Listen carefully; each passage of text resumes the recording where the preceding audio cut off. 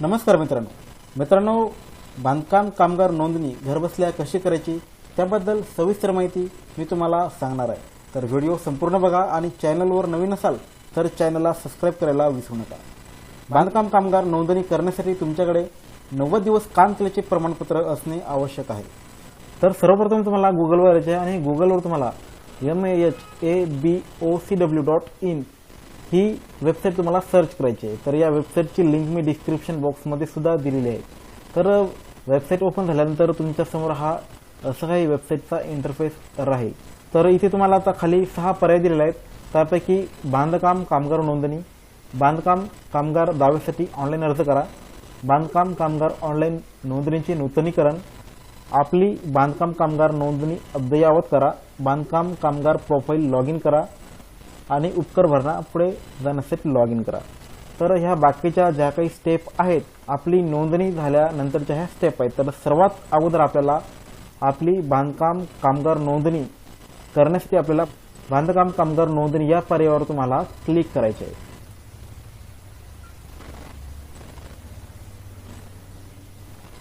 तर नंतर तुमच्या समोर इथे एक नोट येईल, ही तुम्हाला नोट वाचून घ्यायची आहे। त्यानंतर आधार नंबर आणि करंटली यूज मोबाईल नंबर। तर तुम्हाला आधार नंबर आणि तुमचा जो काही चालू मोबाईल नंबर आहे तो तुम्हाला टाकून इथे प्रोसेस टू फॉर्म या पर्यायावर तुम्हाला आता क्लिक करायचे आहे। तर आता तुमच्या समोर हा तुमचा जो काही रजिस्ट्रेशन फॉर्म आहे हा आता इथे ओपन झालेला आहे। तर यामध्ये तुम्हाला आता तुमची इथे वरतीच पर्सनल डिटेल्स म्हणजे तुमची वैयक्तिक माहिती इथे तुम्हाला इथे भरायची आहे। तर इथे तुम्हाला तुमचे सुरुवातीचे नाव टाकायचे आहे, पहिले नाव, त्यानंतर वडील किंवा पतीचे नाव, त्यानंतर आडनाव, त्यानंतर खाली तुम्हाला तुमचे जेंडर निवडायचे आहे, मेल फिमेल ऑदर, त्यानंतर जो काही तुम्ही आधार नंबर टाकलेला आहे तो हा इथे ऑटोमॅटिक घेऊन जाईल। त्यानंतर तुम्हाला इथे मॅरिटल स्टेटस म्हणजे वैवाहिक स्थिती ही तुम्हाला इथे सिलेक्ट करून घ्यायची आहे, divorce, married, single, widow, widower. तर तुम्ही ज्या वैवाहिक स्थितीमध्ये मोडता ते तुम्हाला इथे निवडून घ्यायचे। त्यानंतर खाली तुम्हाला इथे आता जन्मतारीख निवडायची आहे। तर तुमच्या आधार कार्डवर जे काही जन्मतारीख आहे तीच तुम्हाला या ॲप्लिकेशन फॉर्ममध्ये तुम्हाला इथे टाकायचे आहे। त्यानंतर तुमचं वय हे ऑटोमॅटिक येऊन जाईल। त्यानंतर तुम्हाला इथे आता जातीची वर्गवारी तुम्हाला इथे टाकायची आहे। तुमची जी काही जात असेल general, NT, OBC, ST, SC ही तुम्हाला इथे निवडून घ्यायची आहे। त्यानंतर मोबाईल नंबर हा ऑटोमॅटिक येऊन जाईल। त्यानंतर तुमचा जो काही पत्ता असेल तो तुम्हाला आता या ठिकाणी आता टाकायचा आहे। पत्ता टाकत असताना तुम्हाला जो काही आधार कार्डवर जो काही पत्ता आहे तोच तुम्हाला इथे नमूद करायचा आहे। ते घर क्रमांक, इमारत क्रमांक, त्यानंतर रस्ता, त्यानंतर इथे व्हिलेज क्षेत्र, गाव, त्यानंतर शहर। तर तुम्हाला याप्रमाणे हा तुमचा ॲड्रेस हा भरायचा आहे। त्यानंतर खाली महत्त्वाची जागा जवळपास, तर तुम्हाला इथे महत्त्वाची म्हणजे तुमच्या घराशेजारी एखादं मंदिर किंवा एखादी शाळा वगैरे काय असेल तर त्याची माहिती तुम्हाला या ठिकाणी या बॉक्समध्ये टाकायची आहे। त्यानंतर तुमचे राज्य निवडायचे आहे, त्यानंतर जिल्हा निवडायचा आहे, जो काही तुमचा जिल्हा असेल तो इथे तुम्हाला निवडून घ्यायचा आहे। त्यानंतर तालुका निवडायचा आहे, त्यानंतर पोस्ट ऑफिस निवडल्यानंतर पिनकोड हा ऑटोमॅटिक इथे येऊन जाणार आहे। तर ही माहिती भरल्यानंतर तर पत्त्याची माहिती भरल्यानंतर आता तुम्हाला खाली स्क्रोल करायचे आहे। त्यानंतर इथे तुम्हाला आता विचारेल फॅमिली डिटेल्स, कौटुंबिक तपशील। तर इथे एक नोट दिलेली आहे, ही नोट तुम्ही अगोदर वाचून घ्या। आपल्या कौटुंबिक माहितीत फक्त आई वडील, पत्नी आणि पहिल्या 2 पाल्यांचीच नावे भरावी। माहिती भरत असताना तुम्हाला फक्त आई वडील, पत्नी आणि पहिल्या 2 मुलांचीच तुम्हाला इथे नावं भरायची आहे। तर इथे तुम्हाला आता नावं भरत असताना तुम्हाला अगोदर तुमचं नाव टाकायचं आहे, त्यानंतर आडनाव टाकायचं आहे, त्यानंतर इथे वडील किंवा पतीचे नाव तुम्हाला टाकायचे आहे, त्यानंतर जन्मतारीख टाकायची आहे, तुमचं वय हे ऑटोमॅटिक येऊन जाईल। त्यानंतर तुमचा उमेदवाराशी जे काही नातं आहे ते तुम्हाला इथे नातं टाकून घ्यायचं आहे।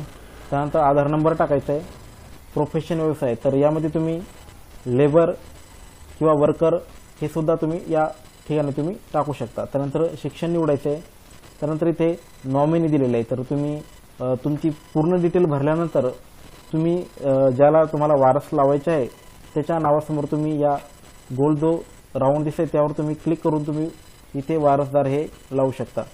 त्यानंतर साईटला असे स्क्रोल करायचे आणि ॲड मोर आणखी जोडा, तर तुम्हाला इथे तुमच्या कुटुंबातील इथे माहिती द्यायची आहे. तर फक्त आई वडील, पत्नी आणि पहिल्या 2 पाल्यांची तुम्हाला इथे नावं भरायची आहेत. तर ॲड मोर या पर्यायावर क्लिक केल्यानंतर खाली परत तुम्हाला माहिती भरण्यासाठी असे हे कॉलम परत इथे खाली ओपन होतील. त्यानंतर कुटुंबातील ज्या व्यक्तीची तुम्हाला नावं जोडायची आहेत ते तुम्ही इथे ॲड करू शकता. तर ही माहिती भरल्यानंतर तुम्हाला आता परत खाली स्क्रोल करायचे आहे. तर इथे महत्त्वाची अशी म्हणजे एम्प्लॉयर डिटेल्स, नियोक्ता तपशील. तर तुम्ही या ठिकाणी ज्या कॉन्ट्रॅक्टदाराकडून तुम्ही किंवा ग्रामसेवकाकडून तुम्ही 90 दिवसाचं प्रमाणपत्र आणलेले असेल त्याची माहिती तुम्हाला या ठिकाणी द्यायची आहे. तर सुरुवातीलाच इथे तुम्हाला आता कामाचे स्वरूप विचारेल. तर कामगाराच्या कामाचे स्वरूप. तर या ठिकाणी जे काही तुम्ही काम करता याच्यामध्ये भरपूर असे ऑप्शन दिलेले आहेत. त्यापैकी तुम्ही जे काही काम करत असाल ते तुम्हाला आता ते इथे सिलेक्ट करून घ्यायचं आहे. त्यानंतर इथे जारी करण्याचा प्रकार.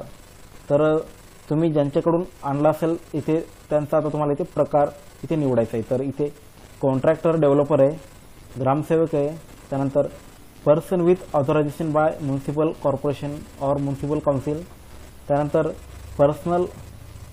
Person authorise by any other government development authorities आणि नाका कामगार. तर तुम्हाला ज्यांच्याकडून हे 90 दिवसाचं प्रमाणपत्र मिळालेलं आहे हे तुम्हाला आता इथे निवडायचे आहे. तर तुम्ही इथे यापैकी एक पर्याय तुम्ही हा निवडू शकता.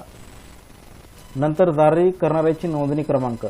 सर्टिफिकेटवर ज्याप्रमाणे नोंदणी क्रमांक लिहिलेला आहे तोच नोंदणी क्रमांक तुम्हाला या बॉक्समध्ये टाकून घ्यायचा आहे. त्यानंतर जावक दिनांक. त्यानंतर 90 दिवसाच्या प्रमाणपत्रावर जे काही दिनांक दिलेले आहे तीच दिनांक तुम्हाला या ठिकाणी टाकायचा आहे. आणि त्यानंतर डिस्पॅच नंबर म्हणजे जावक क्रमांक. प्रमाणपत्रावर जो काही जावक नंबर आहे तोच तुम्हाला या ठिकाणी टाकून घ्यायचा आहे. त्यानंतर ठेकेदार विकसनाचे नाव. तर प्रमाणपत्रावर ज्याप्रमाणे नाव टाकलेलं आहे तेच नाव तुम्हाला या ठिकाणी टाकून घ्यायचे. त्यानंतर इथे तुम्हाला नियुक्ताचा जिल्हा निवडायचा आहे, त्यानंतर तालुका निवडायचा आहे. सर्व माहिती भरल्यानंतर परत तुम्हाला आता खाली स्क्रोल करायचे आहे. त्यानंतर तुम्हाला आता इथे काही कागदपत्र हे अपलोड करायचे आहेत. तर समर्थन दस्तऐवज तुम्हाला म्हणजे इथे आता काही डॉक्युमेंट हे अपलोड करायचे आहेत. तर डॉक्युमेंट तुम्ही तुमच्या कॉम्प्युटरमध्ये किंवा मोबाईलमध्ये स्कॅन करून ठेवले असतील तर त्याची साईज ही जास्तीत जास्त 2 MB पर्यंत असणे आवश्यक आहे. तर अगोदर तुम्हाला आता इथे ॲप्लिकंट फोटो, अर्जदार फोटो. तर आता तुम्हाला फोटो हा अपलोड करायचा आहे. फोटो अपलोड करत असताना फोटोचा बॅकग्राऊंड हा डार्क असणे आवश्यक आहे. तर तुम्ही ज्या ठिकाणी तुमचा फोटो हा सेव्ह करून ठेवला असेल तर तुम्हाला आता तो अपलोड करायचा आहे. तर इथे अपलोड या पर्यायावर क्लिक केल्यानंतर इथे तुम्हाला आता 2 ऑप्शन दिसतील, कॅप्चर आणि अपलोड. तर तुम्ही लाईव्ह फोटोसुद्धा इथे घेऊ शकता आणि तुम्ही जर अगोदरच फोटो काढून ठेवले असेल तर अपलोड या पर्यायावर क्लिक करून तुम्ही तुमच्या गॅलरीमधील फोटो हा सिलेक्ट करून अपलोड करू शकता. तर फोटो तुम्हाला सिलेक्ट करायचा आहे, ओपन म्हणायचं आहे आणि अपलोड या बटनावर आता क्लिक करायचं आहे. तर तुमचा फोटो हा असा अपलोड होईल. त्यानंतर तुम्हाला इथे अर्जदार अंगठा प्रिंट. तर अंगठ्याची तर अर्जदाराच्या थंबची काही आवश्यकता नाही. त्यानंतर खाली आता तुम्हाला आधार कार्ड अपलोड करायचं आहे. तर आधार कार्डची साईज ही 2 MB पेक्षा जास्त नसावी, 2 MBच्या आतच तुमची फाईल ही असावी. तर चूज फाईल या पर्यायावर तुम्हाला आता क्लिक करायचे आहे आणि आधार कार्ड हे तुम्हाला आता सिलेक्ट करायचे आहे.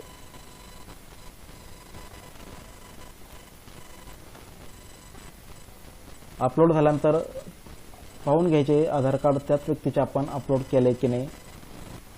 त्यानंतर आधार कार्ड अपलोड झाल्यावर तुम्हाला फाईल अपलोड सक्सेसफुली असा मेसेज येईल.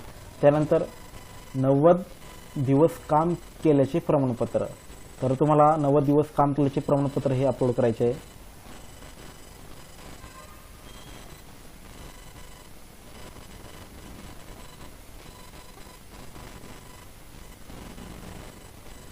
तर तुमचे फोटो, आधार कार्ड आणि 90 दिवसाचे प्रमाणपत्र हे अपलोड झालेलं आहे. त्यानंतर खाली स्क्रोल करायचे आहे आणि येथे तुम्हाला जी काही घोषणा आहे ही घोषणा वाचायची आहे. त्यानंतर या चेक बॉक्सवर क्लिक करायचे आहे आणि त्यानंतर आता सेव्ह करायचे आहे. तर सेव्ह या बटनावर क्लिक केल्यानंतर सेंड OTP येईल. तर तुम्ही नोंदणी करायच्या वेळेस जो नंबर दिला आहे त्यावर आता एक OTP येईल. तर तो OTP तुम्हाला या ठिकाणी आता टाकून घ्यायचा आहे. OTP टाकल्यानंतर तुम्हाला आता व्हॅलिडेट OTP या बटनावर आता क्लिक करायचे आहे। तर हे बघा, व्हॅलिडेट OTP या बटनावर क्लिक केल्यानंतर तुम्ही जो काही हा नोंदणी फॉर्म भरलेला आहे हा आता यशस्वीपणे हा सबमिट झालेला आहे। तर आपला BOCW अर्ज यशस्वीरित्या स्वीकारला गेला आहे। आपला पोचपावती क्रमांक पुढील प्रक्रियेसाठी आपल्याला SMS द्वारे कळवले जाईल। तर तुमचा हा नोंदणी अर्ज हा पूर्णपणे सबमिट झालेला आहे। तर जे काही पुढची प्रोसेस राहील त्यासाठी तुम्हाला आता SMS द्वारे हे कळवले जाईल। तर तुम्ही SMS ची वाट बघा, त्यानंतर तुम्हाला ही फॉर्मची जी काही पुढची प्रोसेस आहे ही तुम्हाला आता करावी लागणार आहे। तर अशा प्रकारे ही महत्त्वाची माहिती होती।